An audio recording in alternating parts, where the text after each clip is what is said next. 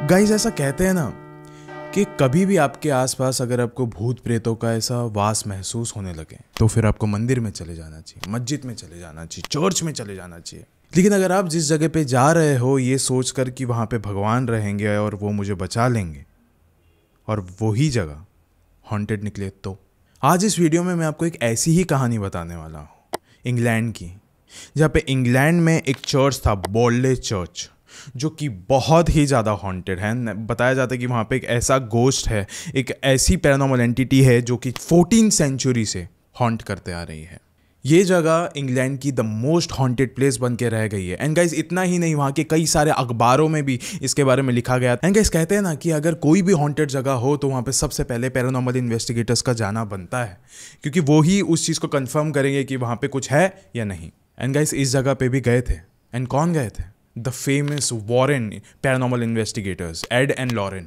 And guys आपने इनको बखूबी बहुत सारे मूवीज़ में भी देखा रहेगा, जैसे कि कॉन्जरिंग की जो पूरी सीरीज़ है वो इनके ऊपर ही बेस्ड है। एनाबेला, जहाँ पे जिस घर पे थी पहले, जो द रियल एनाबेला, वो भी इन्हीं के घर पे थी। मतलब they are literally the biggest paranormal investigators ever existed in this world. लेकिन उनके साथ भी पहली बार लाइफ में ऐसा हुआ रहेगा उनके साथ कि वो भी वहाँ पे जाके उस पैरानॉर्मल एंटिटी को झेल ना सके। उनके साथ भी पैरानॉर्मल एंटिटीज़ अपना खेल खिलार कर रही थी, वो भी डर चुके थे। एंड आज इसी कहानी के बारे में हम आगे बात करेंगे। अब ये वीडियो शुरू करने से पहले ऐसे ही और horror, mysterious and historical videos देखने के लिए सब्सक्राइब कर दीजिए इस चैनल को। अब ये कहानी शुरू होती है। एंड गाइस ये कहानी शुरू होती है 1979 के अराउंड, जब एडन लॉरेन को पता चला था कि इंग्लैंड में कोई तो एक चर्च है, बॉल्ले चर्च, जहाँ पे कोई भी आता जाता नहीं है। एकदम लाइक खंडर सा हो गया है, ये कोई भी जाना नहीं पसंद करता। लेकिन है ये चर्च, वर्किंग है, लेकिन फिर भी कोई जाना नहीं पसंद करता। आसपास भी कोई नहीं घूमता। लोग कहते हैं कि यहाँ पे आसपास लाइक भूत प्रेतों का साया है, अंदर लाइक प्रेत आत्माएं घूमती है। सो ऑफकोर्स एडन लॉरेन को ऐसा था कि लाइक अगर कोई जगह ऐसा पैरानॉर्मल एंटिटी से घिरी हुई है तो हमें वहाँ पे जाके इन्वेस्टिगेट करना चाहिए एंड उसको एक्सॉर्सिज्म करना चाहिए वहाँ पे जाके। तो उन्होंने एक चांस लिया कि हम लोग जाके देखते। तो फाइनली उन्होंने फैसला ले लिया कि अब हम जा रहे हैं।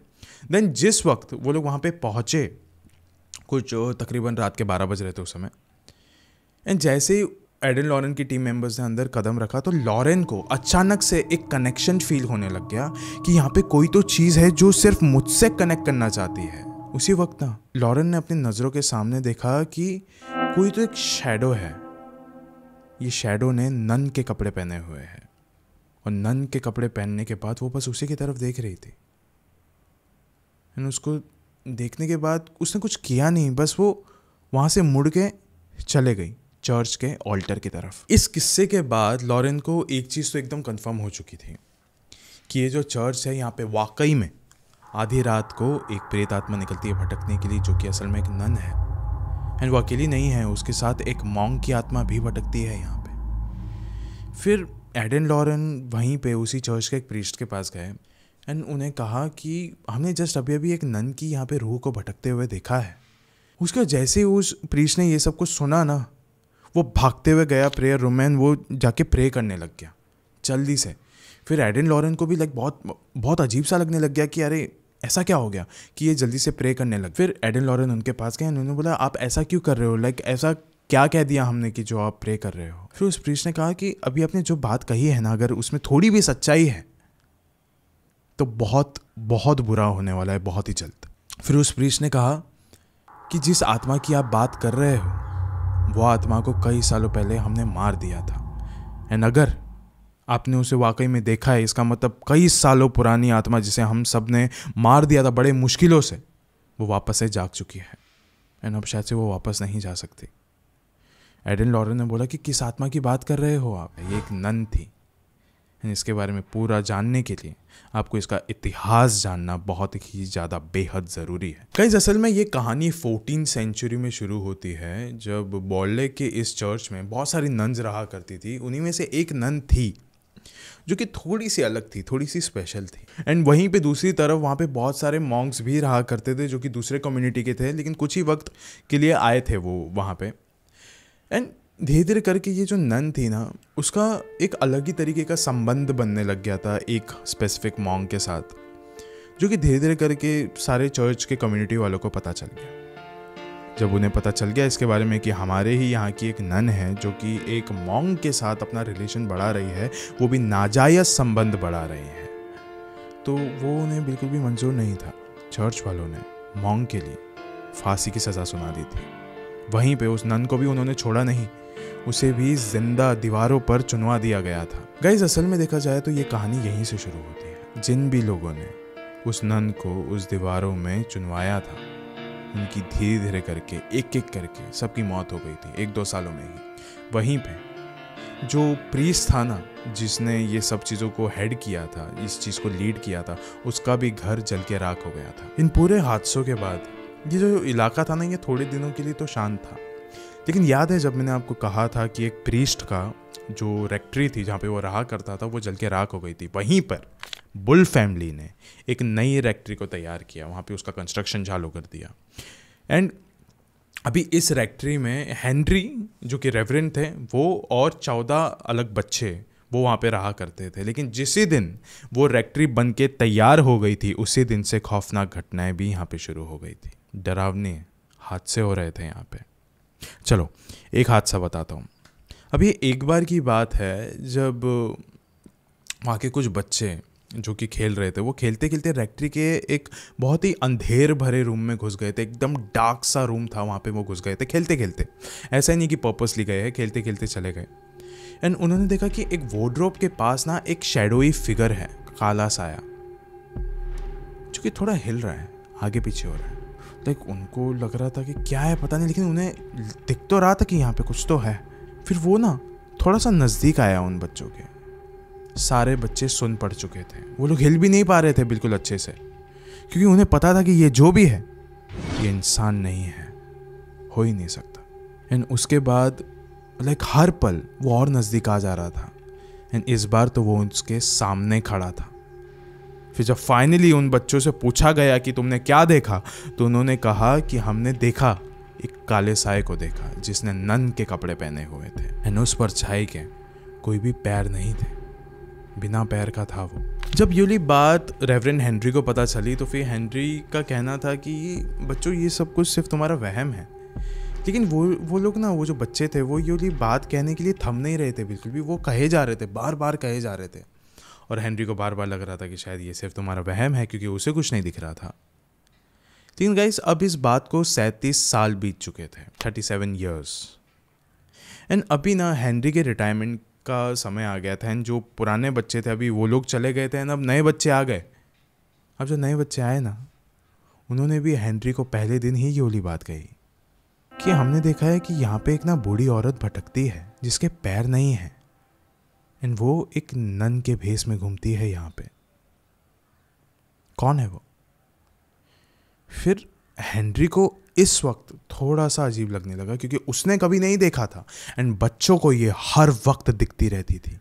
कौन है यह नन जो कि मेरे घर पे रहती है, फिर भी मुझे पता नहीं है उसके बारे में। फिर हेनरी ने इस समय चांस लेना नहीं समझा, एंड उसने कहा कि ये बच्चों को भी उसने भेज दिया, एंड वो खुद भी इस घर को छोड़ के चला गया। कुछ समय तक इस रेक्ट्री में कोई भी नहीं था, लेकिन कुछ वक्त बाद स्मिथ, रेवरेंड स्मिथ की फैमिली यहाँ पे आ गई थी, एंड उनकी वाइफ भी आई थी यहाँ पे।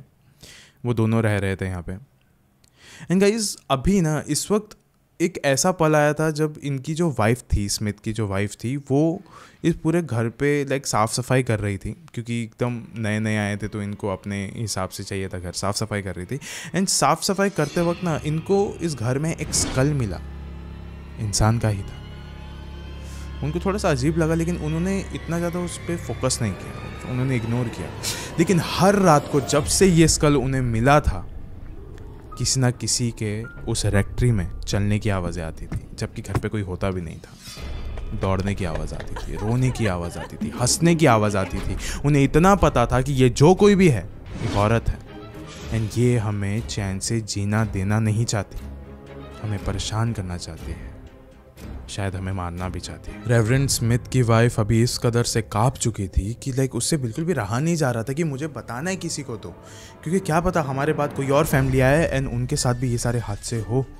तो उन्होंने यूके के डेली मिरर को जाके ये सारी बातें कहती हैं। एंड उस समय लाइक डेली मिरर को भी ऐसा लग रहा था कि हाँ, हमें भी ऐसा लगता है कि यूके के बॉल्ले चर्च में कुछ तो ऐसा है जो वहाँ पे लाइक लोगों को रहना देना नहीं चाहती। हर कोई आता है और बाद में वापस से चला जाता है, कोई वहाँ पे रुक ही नहीं पाता है, हादसे कभी ख़त्म नहीं होते वहाँ के। फिर उसके बाद उन्होंने ही कहा कि लाइक हम आपकी हेल्प करते हैं। एंड वहाँ पे एक बहुत फेमस पैरानॉर्मल इन्वेस्टिगेटर थे। फिर उन्होंने एक पैरानॉर्मल इन्वेस्टिगेटर को कांटेक्ट किया जिनका नाम था हैरी प्राइस। एंड गाइस आपको भी पता होगी ये वाली बात कि कैसे पैरानॉर्मल इन्वेस्टिगेटर्स अपने टूल्स के मदद से लाइक आत्माओं को कांटेक्ट करते हैं, जानना चाहते हैं कि लाइक उनकी तकलीफ़ क्या है, क्या वो यहाँ से जाएंगे कि नहीं। फिर हैरी गए थे वहाँ पे उसी रेक्ट्री में। एंड जाने के बाद जब वो कांटेक्ट करना शुरू किए थे उस नन की आत्मा से, तो उस समय उस नन ने ऐसा नहीं है कि लाइक कुछ कांटेक्ट नहीं किया या कुछ ऐसा था, सीधा हैरी के सामने एक शीशा था, वहाँ पे उसने अपने मैसेजेस को छोड़ दिया था। लाइक लिटरली एक आत्मा ने अपने मैसेजेस लाइक मिरर पे पूरे अच्छी तरीके से लिख दिया था। ये बात अभी पूरे यूके में फेमस हो गई थी, पूरे यूके में लाइक फैल चुकी थी कि इस रेक्ट्री में, इस बॉर्ले चर्च के रेक्ट्री में इंसानों के अलावा आत्माएं भी रहती है, उनका भी वास है यहाँ पे। मगर फिर भी स्मिथ की जो फैमिली थी वो यहाँ पे कई सालों तक रही, जब तक जो हादसे थे वो अपनी हद पार ना करे। हादसों ने अभी हदें पार करना शुरू कर दी थी। एंड अभी स्मिथ फैमिली भी दे वर लाइक कि हम अभी और नहीं झेल सकते इस चीज़ को, हमें यहाँ से निकलना ही होगा। फिर उसके बाद स्मिथ फैमिली ने इस घर को छोड़ दिया एंड वो किसी और घर में जाके रहने लग गए। लेकिन इसी रेक्ट्री में वापस से एक फैमिली आई थी एंड उनका भी सेम टू सेम एक्सपीरियंस था। आधी रात को वो भी नहीं सो पा रहे थे क्योंकि कोई औरत यहाँ पे रोती थी। फिर वापस से लाइक हैरी प्राइस ने यहाँ पे वापस से मदद करना शुरू कर दिया कि चलो मैं आपकी मदद करता हूँ इस चीज़ में।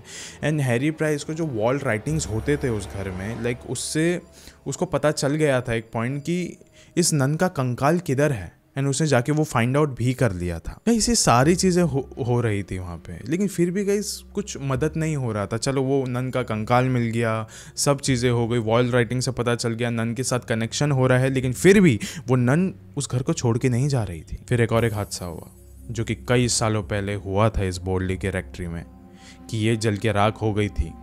फिर वापस से 1939 में ये घर, ये रेक्ट्री वापस से जल के अभी खंडर बन चुकी है। लेकिन इसके बाद भी उस नन का हॉन्ट करना खत्म नहीं हुआ गाइस। जैसे मैंने आपको बताया, हद तो अभी पार हो रही थी जब वो रेक्ट्री को छोड़ के अब वो चर्च में भी भटकना उसने शुरू कर दिया था। लाइक वो लिटरली एक ऐसी जगह पे भटक रही थी जहाँ पे भगवान है, लेकिन फिर भी वहाँ पे भटक रही थी। मतलब सोचिए ये कितनी ज़्यादा खौफनाक हो सकती है, ये कितनी ज़्यादा खतरनाक हो सकती है कि ये एक भगवान के सामने भी भटकने के लिए शर्मा नहीं रही, डर नहीं रही।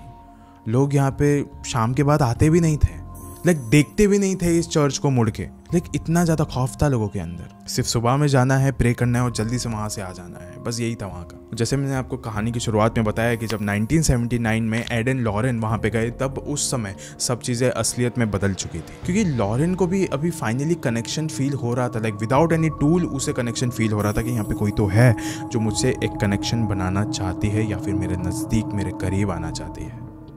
और फिर जब लाइक उस प्रीस्ट ने ये सारी इतिहास बताया उस चीज़ों का, एंड गाइस जब ये वाली बात एड को पता चली तो फिर एड ने भी सोचा कि शायद से जितना जल्दी हो सके इस चर्च से हमें दूर चले जाना चाहिए, क्योंकि पता नहीं कि क्या हो जाए। क्योंकि लॉरेन को ये वाकई में फील हो रहा था, महसूस हो रहा था उसे। तो एड को भी अभी बहुत ज़्यादा घबराहट हो रही थी।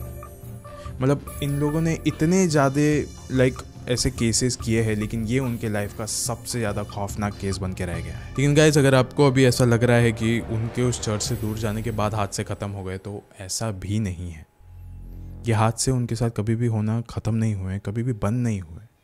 हालांकि जब उसी के कुछ समय बाद जब लॉरेन अपने घर गई थी, अपने घर लौटी, तब उसने अपने लिविंग रूम में ठीक उसके नज़रों के सामने इसको देखा था। उसने कहा कि एक परछाई जैसे दिख रही थी जिसने नन के कपड़े पहने हुए थे। बहुत ज़्यादा डरावनी लग रही थी, ये बूढ़ी औरत थी ये। यानी ऐसा नहीं कि ये सारे जो हादसे थे वो बंद हो रहे थे बार बार, ये लॉरेन के साथ हो ही रहे थे। लेकिन जब लॉरेन ने फाइनली अपनी पूरी ताकत के साथ इसको एक्सॉर्सिज्म करने की कोशिश करी कि तू जहाँ से भी आई है तू वहाँ पे वापस चली जा, तो उसके बाद से ये जो नन थी वो कभी भी हावी नहीं हो पाई लॉरेन के ऊपर।